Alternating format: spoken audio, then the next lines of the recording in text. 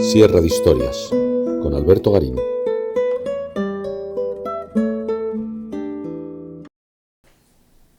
Los emperadores Fernando I y su hijo Maximiliano II, es decir, el hermano y el sobrino de Carlos V, han sido considerados por la historiografía como el ejemplo de monarcas tolerantes hacia el protestantismo, e incluso en algún caso, en el de Maximiliano II en particular, quizás él mismo llegara a ser luterano.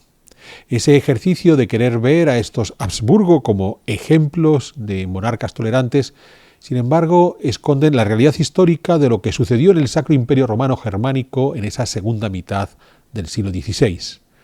No toleraban a los protestantes. Tuvieron que ceder frente a las presiones de estos, que aprovecharon las muchas debilidades que estos monarcas Habsburgo tuvieron tanto en el terreno económico como el militar o el teológico. Sin embargo, en el instante en que fueron capaces de reforzarse en todos estos ámbitos, esa supuesta tolerancia desapareció, porque, insisto, no era tolerancia, sencillamente era cesión. El 16 de abril de 1521, el monje agustino Martín Lutero se presentó frente al emperador Carlos V en la Dieta de Worms, la asamblea de los estados imperiales. La idea del monje, que había sido excomulgado por el Papa León X, era explicar al Consejo Imperial el resultado de sus reflexiones teológicas tras una lectura en profundidad de las cartas de San Pablo. Según Lutero, no era necesaria la intermediación entre el fiel y Dios para que el fiel pudiera salvar su alma. El papel de la Iglesia Católica de esta manera resultaba innecesario. Solo hacía falta que el cristiano mostrara fe absoluta en Dios. Carlos V escuchó a Lutero, quien se explicó primero en alemán y luego en latín. El emperador, nacido y criado en Flandes, se desenvolvía mal en alemán, al ser el francés y el flamenco sus lenguas natales. Con todo, Carlos V preparó la respuesta para Lutero. No entraría en el debate teológico. El emperador se limitó a recordar que él era quien era por ser heredero de sus antepasados, que sus antepasados eran católicos y no iba a contradecirles en cuestiones de fe, como no les contradecía en todas las otras cuestiones que había heredado. El 25 de mayo de 1521 se emitió el Edicto de Worms, que declaró hereje a Lutero y prohibió la difusión y lectura de sus textos. Ahí podían haber terminado los intentos de reforma de la Iglesia cristiana emprendidos por Lutero, y su participación en la Dieta no haber sido más que una anécdota. Es más, para muchos de los presentes en esa Dieta, lo de Lutero había sido una anécdota. Porque lo realmente importante de la Dieta de Worms para Carlos V eran dos cuestiones clave. Por un lado, la búsqueda de fondos por parte del emperador para combatir a los turcos que avanzaban por los Balcanes, poniendo en peligro a la cristiandad en general, pero sobre todo a los dominios de los Habsburgo en el valle del Danubio. Para lograr tanto una recaudación fluida como imponerse sobre el turco, Carlos V necesitaba asentar su autoridad sobre el imperio, siguiendo el objetivo de monarquía universal defendido por su canciller Gattinara. Carlos V había de ser la cabeza visible de toda la cristiandad, comenzando por el Sacro Imperio. Pero al mismo tiempo, el emperador había de seguir atendiendo sus otros dominios, en los Países Bajos, Italia y sobre todo España, para lo que necesitaba establecer un gobierno delegado en Alemania, un consejo de regencia imperial, a la cabeza del cual decidió colocar a su hermano pequeño, Fernando. Fernando de Habsburgo, futuro emperador Fernando I, recordemos, hijo de Juana de Castilla y Felipe el Hermoso, había nacido en Alcalá en 1503, siendo educado por su abuelo, Fernando el Católico, hasta la muerte de este en 1516. En ese momento, el joven Fernando fue enviado a los Países Bajos para continuar su aprendizaje a la sombra de su tía y gobernadora, Margarita de Austria. Fueron años en los que Fernando vivió relativamente marginado, pero ahora, en 1521, con su hermano Carlos habiendo sido nombrado emperador, Fernando, un muchacho de solo 18 años, se consideró el mejor candidato para encabezar ese Consejo de Regencia Imperial. Los príncipes alemanes fueron reticentes de partida con estas decisiones que quería tomar Carlos V. Si había que establecer un consejo que fuera autónomo de los Habsburgo y quizás liderado por el duque de Sajonia, Federico III, el magnate más importante del imperio tras el propio Carlos V. Carlos V logró imponer su voluntad, pero los príncipes alemanes encontraron una forma de debilitar esa voluntad imperial. Si había que recaudar más impuestos para combatir al turco, adelante, pero rebajando otras imposiciones fiscales, como las que estos príncipes pagaban al Papa de Roma. Ahí fue el momento en el que las prédicas de Lutero dejaron de ser una anécdota para convertirse en un arma política. Ya no solo se trataba de pagar menos impuestos al Papa, sino incluso de cuestionarse la propia figura del Papa, como estaba haciendo Lutero. En principio, la Dieta de Worms condenó el luteranismo con un edicto emitido por esa dieta, pero no tuvo realmente efecto, puesto que quien protegió al monje agustino, evitando que Lutero fuera capturado y quizás ejecutado, fue Federico III, ese duque de Sajonia que se había convertido en la cara visible de los príncipes alemanes que se oponían a las ambiciones de Carlos V. Un Federico III de Sajonia que no habría de convertirse al luteranismo hasta el momento de su muerte en 1525, 4 años después de la Dieta de Worms. Entretanto, el conflicto religioso había ido creciendo.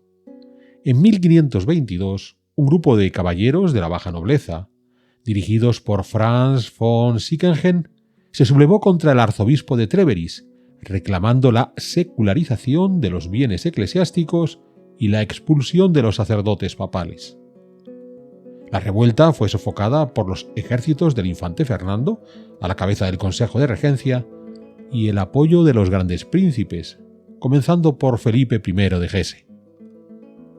Lejos de acabar con estas veleidades anticlericales, en 1524 se produjo una nueva sublevación, la llamada Guerra de los Campesinos, que afectó al centro y sobre todo al sur de Alemania, donde esta vez fueron humildes labriegos los que se sublevaron contra sus señores, en particular contra los dominios eclesiásticos. La revuelta volvió a ser sofocada de forma brutal por los príncipes del imperio. Se convocó una nueva dieta, en Espira, en 1526. Carlos V no acudió, pues había de hacer frente a la Liga de Cognac, que se había formado contra él por parte de Francia, Inglaterra y varios estados italianos, incluido el Papa. En su lugar estuvo presente el infante Fernando, autorizado a negociar ciertas libertades religiosas con los luteranos. El resultado fue el llamado Receso de Espira, en donde el Consejo Imperial permitía que cada estado del imperio viviera y se gobernase en materia religiosa como cada cual esperara responder ante Dios y su majestad imperial, hasta que la convocatoria de un concilio ecuménico viniera a resolver las disputas teológicas planteadas por Lutero. Este acuerdo de 1526 fue fundamental. El infante Fernando no pudo defender la ortodoxia católica por la debilidad en esos momentos de los Habsburgo, pero al mismo tiempo, los príncipes que reclamaban cierta libertad religiosa, como los de Sajonia o Hesse, habían demostrado, tanto en la revuelta de los caballeros como en la de los campesinos, su fidelidad al imperio. De esta manera, el acuerdo de 1526 parecía una solución razonable. El emperador se mostraba tolerante en materia religiosa con unos súbditos que se habían mostrado fieles en el terreno político. Sin embargo, ese equilibrio se quebró de inmediato. Por un lado, los príncipes luteranos aprovecharon para constituir de inmediato sus iglesias propias, encabezadas por los propios príncipes y mediante la expropiación forzosa de los bienes católicos. Por otro lado, el Papa Clemente VII acusó al emperador de permitir la herejía, un papa que, como acabamos de señalar, en ese momento estaba combatiendo contra el mismísimo emperador en el norte de Italia. Carlos V se encontró entre dos fuegos. En Italia sus tropas avanzaron sobre sus enemigos de la Liga de Cognac hasta el punto de llegar hasta Roma en la primavera de 1527, produciendo el saqueo de la ciudad, y a punto estuvieron las tropas imperiales de capturar y asesinar al Papa.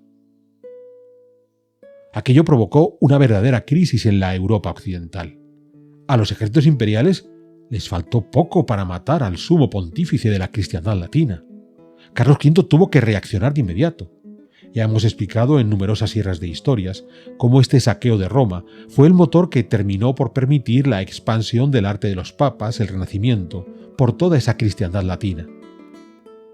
Obviamente, Carlos V no se limitó a cambiar de gustos artísticos, y en 1529 volvió a convocar a los príncipes alemanes a otra dieta, de nuevo en Espira, en donde estuvo una vez más representado por su hermano, el infante Fernando.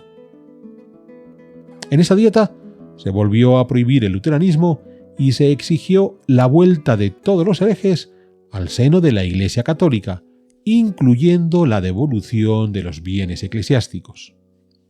Los príncipes luteranos protestaron ante este cambio de parecer del emperador.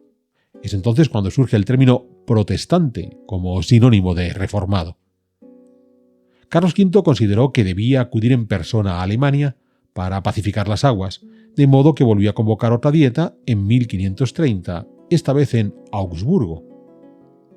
En nombre de los protestantes, y dado que Lutero estaba declarado en rebeldía, Felipe Melanchthon, otro destacado teólogo reformado, presentó la llamada Confesión de Augsburgo, que había de convertirse en la base de la Iglesia luterana.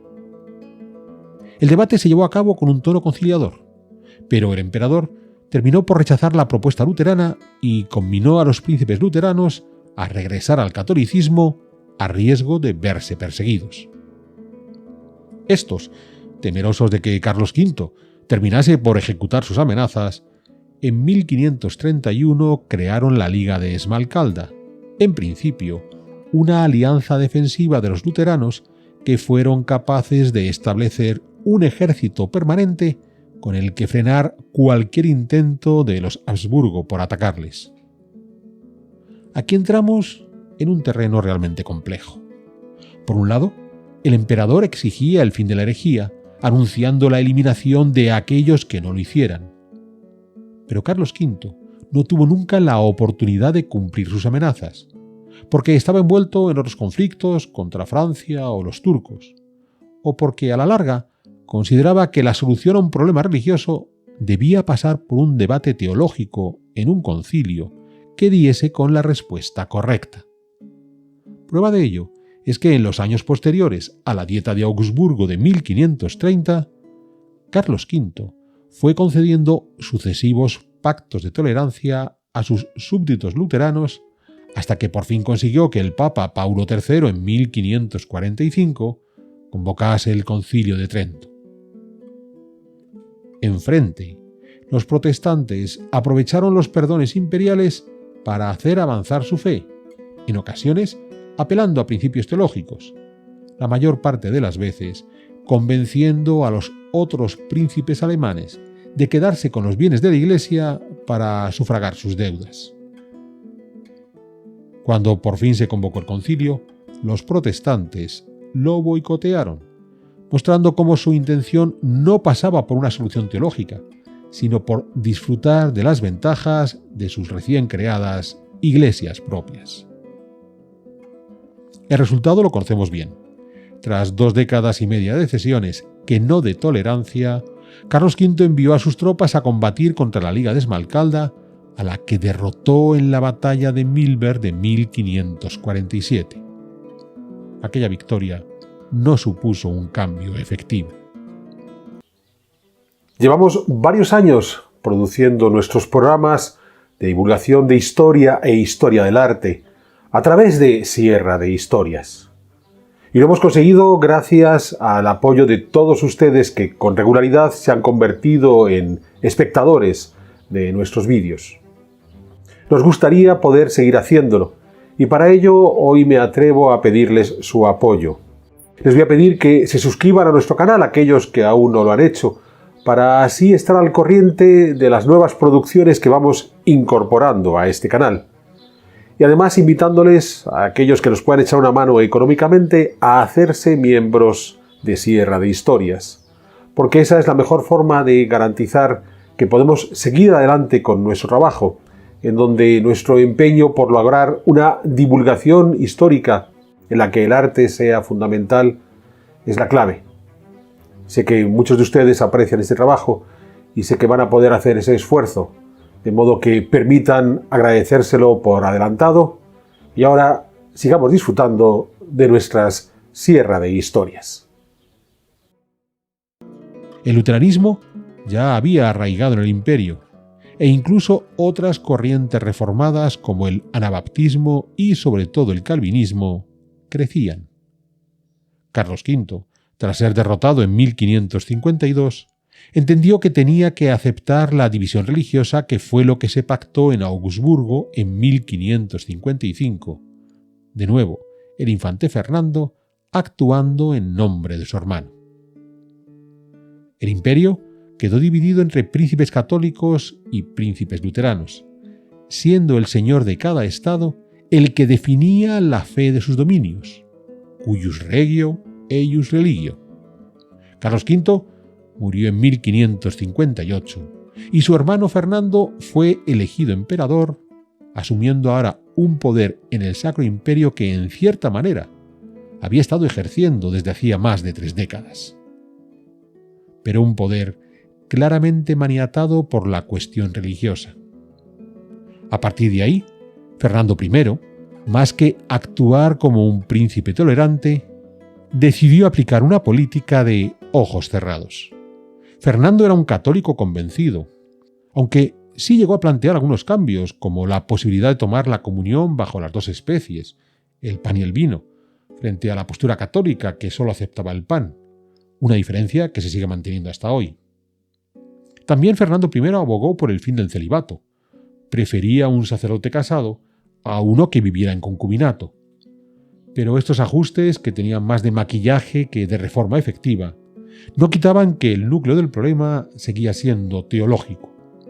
Esa idea de Lutero, de que la fe bastaba para salvar el alma, fue contestada por el Concilio de Trento, recordando que es la gracia de Dios la que salva, aunque el ser humano ha de cooperar activamente con esa gracia a través de sus acciones, incluida la caridad o el cumplimiento de los mandamientos.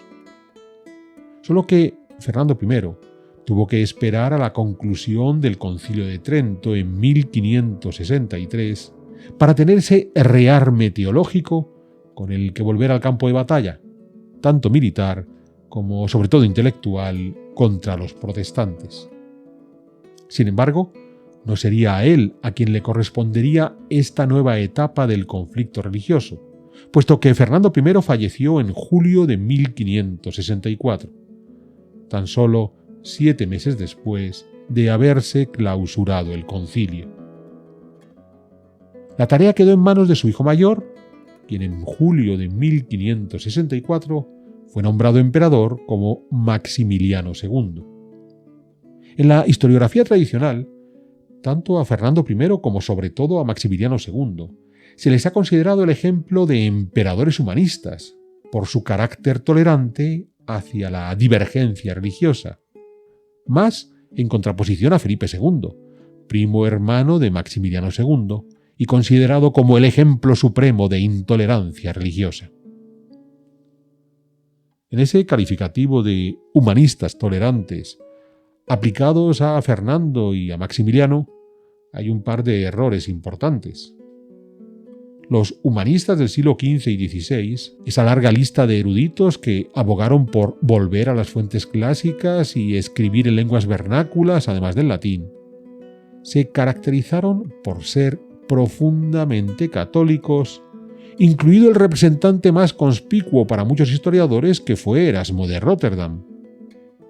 Los humanistas no eran ni ateos ni reformados.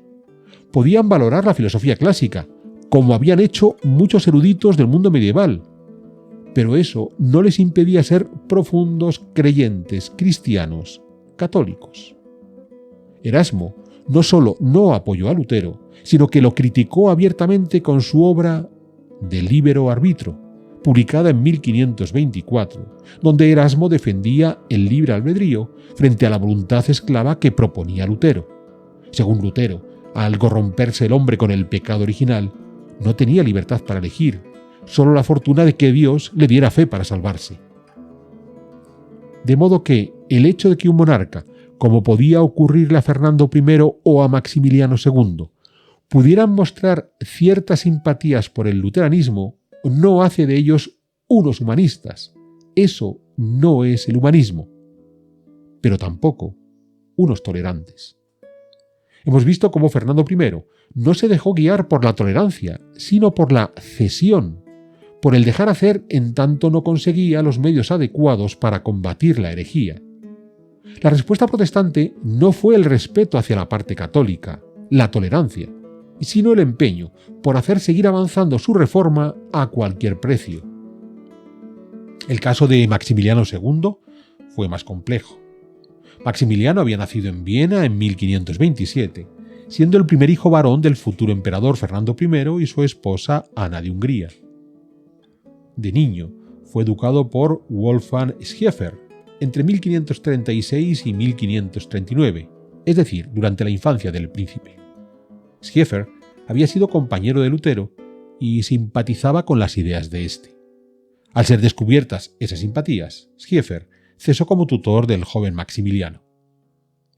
Para revertir esas influencias luteranas, Fernando I encargó a un nuevo grupo de preceptores, todos intachablemente católicos, para continuar con la educación de Maximiliano y de sus otros hijos.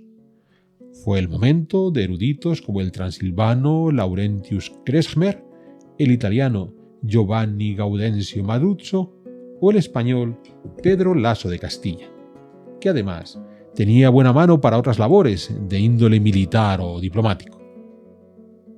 Habríamos de preguntarnos hasta qué punto la influencia del luterano Schäfer sobre un niño de 10 años pudo marcar más que los muchos años que Maximiliano se educó a la sombra de estos eruditos católicos, o si detrás de esa ruptura con la ortodoxia católica de los Habsburgo había otros motivos.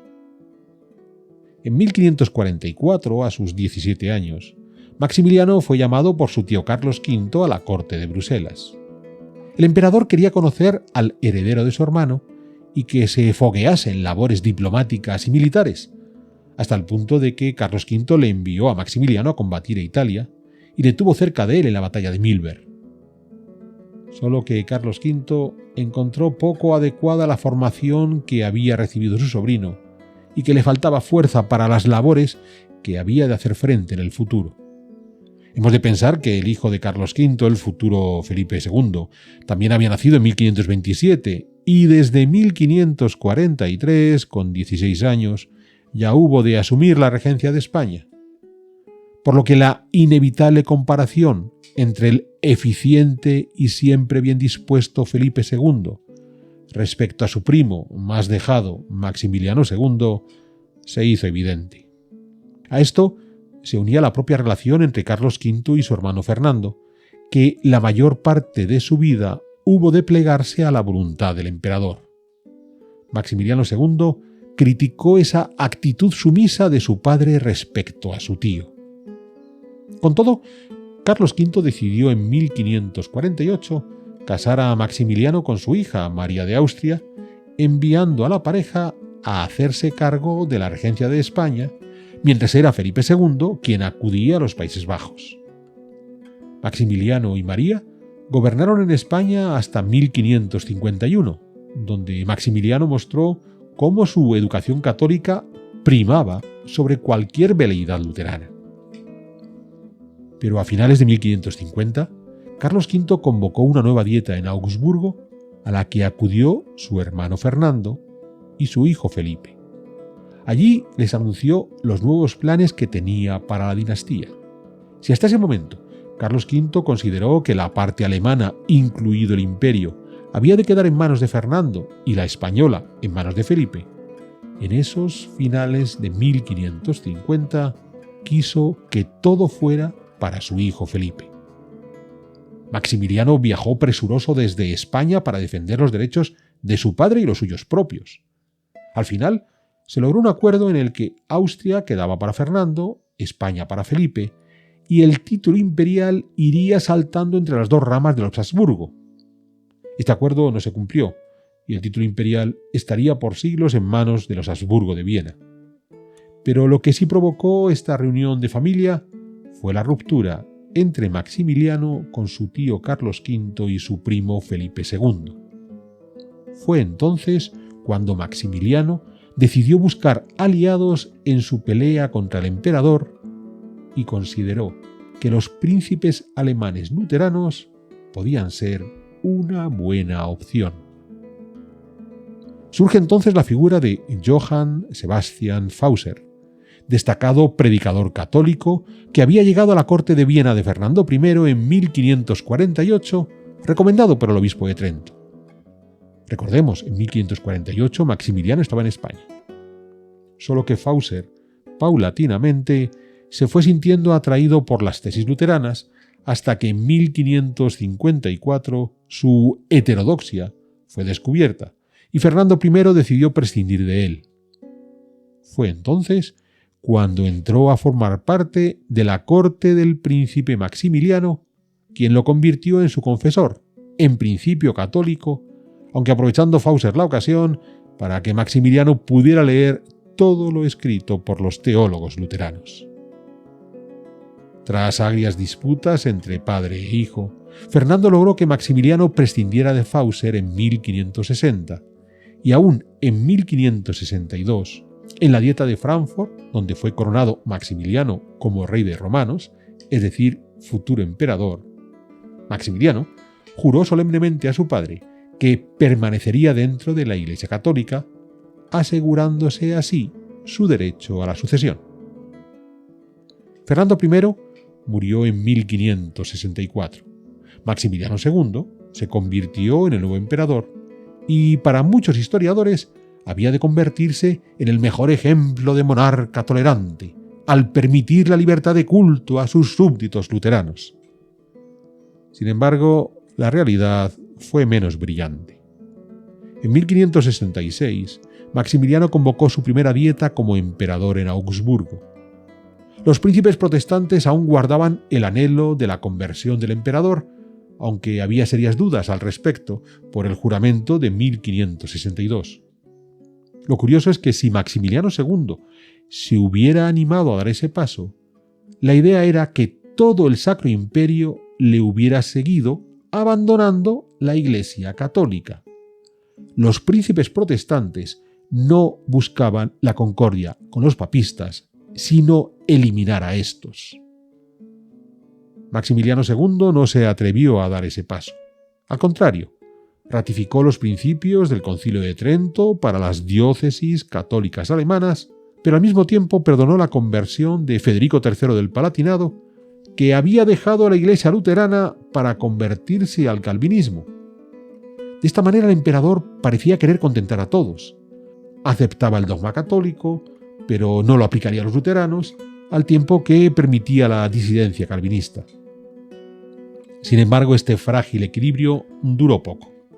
En 1568, Maximiliano emitió el decreto de la asignación, mediante el cual daba libertad de culto a los nobles protestantes de los territorios austriacos a cambio de que estos ayudasen a financiar las guerras contra el turco. Detengámonos en lo ocurrido con esa asignación. Según la paz de Augsburgo de 1555, los estados imperiales habían de seguir la fe de su señor. En el caso de la Austria de los Habsburgo, estos eran católicos. Pero muchos de sus vasallos eran luteranos, y no solo no fueron perseguidos o exiliados tras la paz de 1555, sino que 13 años después lograron saltarse los principios de esa paz para imponer su culto. De nuevo, la idea de los protestantes no era vivir en concordia con los católicos, sino paulatinamente lograr el final de estos últimos.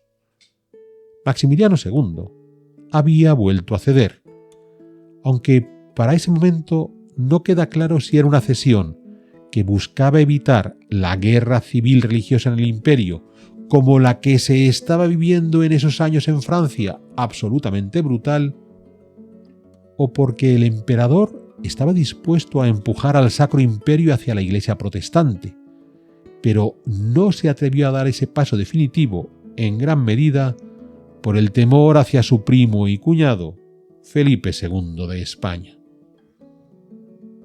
En las guerras contra los turcos en 1566, Felipe II había financiado buena parte de la campaña austriaca desde Madrid. No había sido suficiente y Maximiliano II, como acabamos de ver, pactó con los luteranos austriacos para lograr más dinero a cambio de cesiones religiosas. Un dinero que le permitió frenar a los turcos en 1568 firmando una tregua con ellos.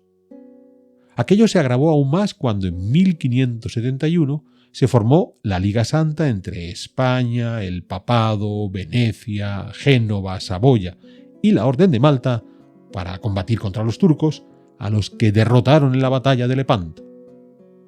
Maximiliano II se negó a formar parte de esa liga alegando la tregua de 1568.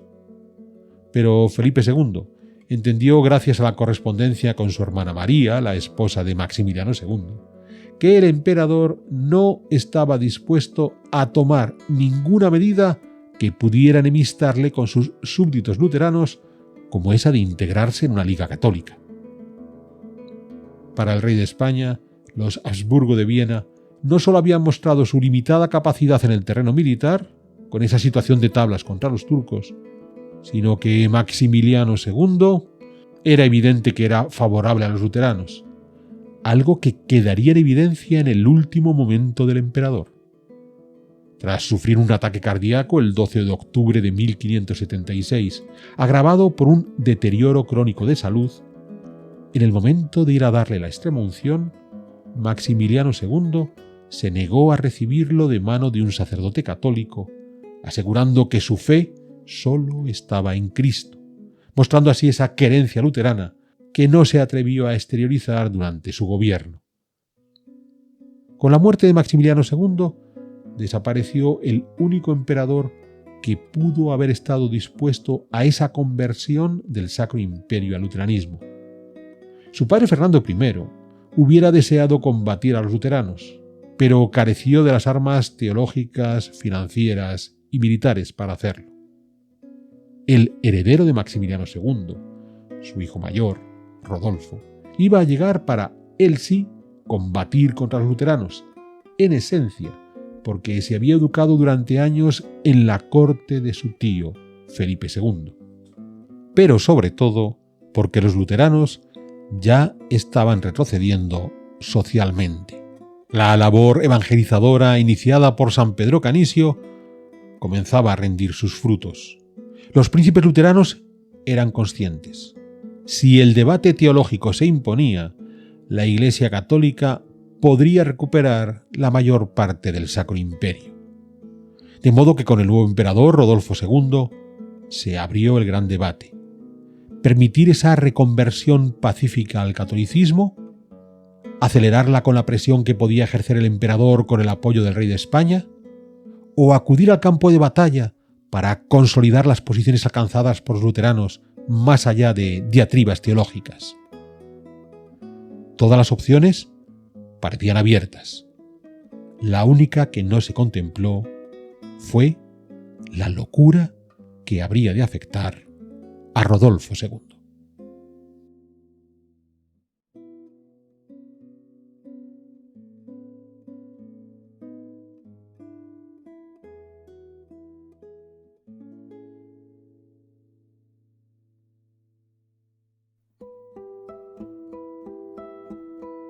¿Quieres incorporarte a la comunidad de Sierra de Historias?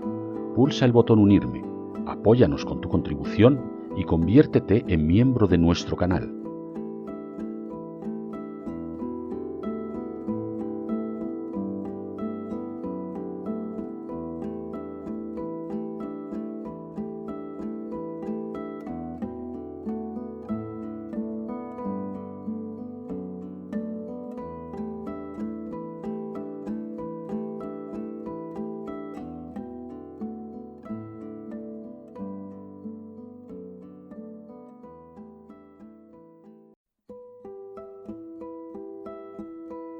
¿Quieres incorporarte a la comunidad de Sierra de Historias? Pulsa el botón Unirme, apóyanos con tu contribución y conviértete en miembro de nuestro canal.